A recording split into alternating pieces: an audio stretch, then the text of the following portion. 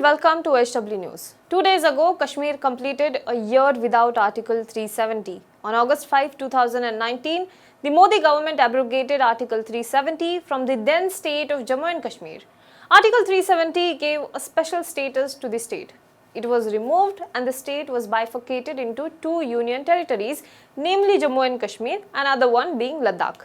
Ahead of the big announcement, curfew was imposed in the state, phone lines were snapped, internet connection was cut off. Thousands of politicians and political activists were put under detention.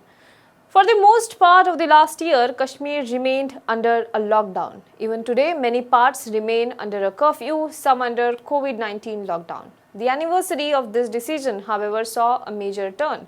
The Lieutenant Governor appointed to the Union Territory of Jammu and Kashmir, Girish Chandra Murmu, was replaced. On August 5, Girish Chandra Murmu resigned from his post and instead Manoj Sinha, a BJP leader from eastern Uttar Pradesh, was appointed as new Lieutenant Governor of the Union Territory. Manoj Sinha has been MP from Ghazipur and once he was a very strong contender of the Uttar Pradesh Chief Ministerial post. There were talks that Girish Chandra Murmu, an IAS officer whom the Modi government trusted as the Lieutenant Governor of the newly formed Union Territory of Jammu and Kashmir, will be resigning as it was expected that he would be the new Comptroller General of India. The speculations came true today as Murmu took over as the new CAG. He succeeded Rajiv Mehrishi, a native of Mayurbhanj. He is the first ODR to hold this post. There may be a lot of reasons for appointment of a political figure as Jammu and Kashmir's new Lieutenant Governor and removal of Murmu. One of the reasons is that the government must be trying to test the waters if the atmosphere in the valley is conducive to conduct assembly polls or not. But more so, the recent comments made by Murmu are said to have rubbed the central government wrong way. We all know that the 4G internet has not yet been restored in Kashmir.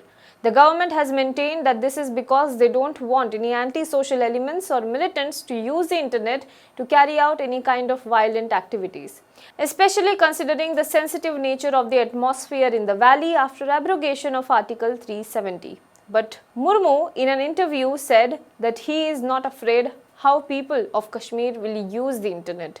This did not go well with the Home Ministry, according to some reports. But not only the government, Murmu also upset the Election Commission of India.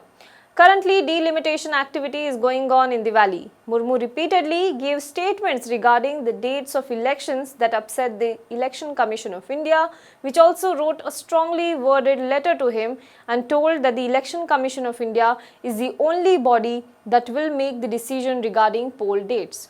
These might be few reasons behind replacing him, but there is a lot of past why Murmu might have been appointed as the new CAG.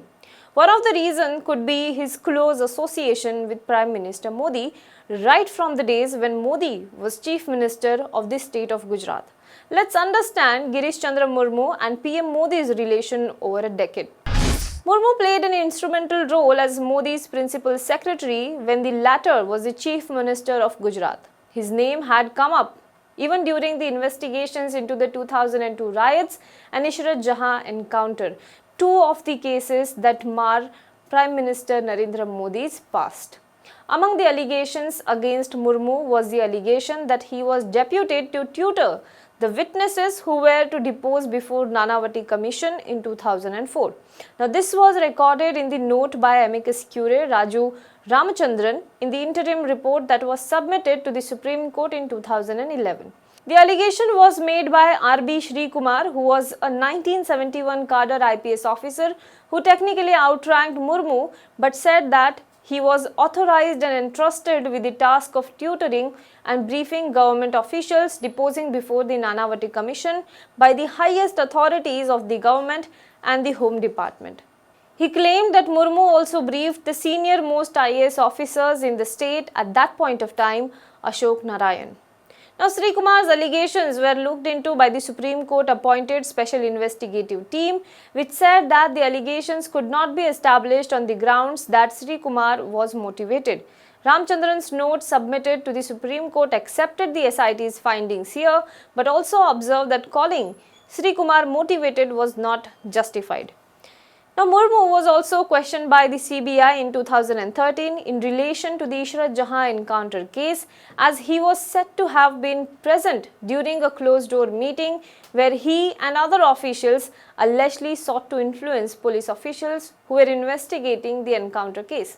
A Tehelka exposed that year claimed that Murmu was among those whose conversation were recorded by former ATS member GL Singhal, in which he allegedly discusses ways to derail the Ishrat Jahan encounter investigation with other senior officials. In 2015, Murmu was appointed the Joint Secretary in the Department of Expenditure. In 2017, he was made Special Secretary in the Department of Revenue, and in 2019, he became Secretary of the Department of Expenditure before being appointed as Lieutenant Governor of the Union Territory of Jammu and Kashmir. Now, let me briefly tell you what is the job of Comptroller and Auditor General of India. The CAG audits all the receipts and expenditure of the Government of India and the state governments, including those of bodies and authorities substantially which are financed by the government. The CAG is also the external auditor of government-owned corporations and conducts supplementary audit of government companies, that is any non-banking, non-insurance company in which the union government has an equity share of at least 51%, or any subsidiary companies of existing government companies. The reports of the CAG are led in Parliament or Legislature and taken into consideration by the Public Accounts Committees and Committees on Public Undertakings, which are special committees in the Parliament of India and the state legislatures. In the past, the CAG has taken up cases which were said to expose alleged massive corruption cases like 2G case, coal mine allocation case, Commonwealth scam case, and most recently the CAG audited the Rafale deal. At this position, GC Murmu, who was once very close to Prime Minister Modi, has been appointed. So what will his tenure as CAG turn out to be? We will get to know in the coming years. Do let us know what you think in the comment box below. For more news and updates, you can log on to www.hwnews.in. Now be the first to know about the latest updates on our new news app. Go on your Android or iOS, search for HW News Network. Download our app, choose the language you prefer to get updates in, and be up to date with the latest news. If you like this video, please share it, and we would love to hear your comments in the comments section down here. Also, please do like our Facebook page and follow us on Twitter to get minute-to-minute news updates. For more such shows and videos, well, subscribe to our YouTube channel.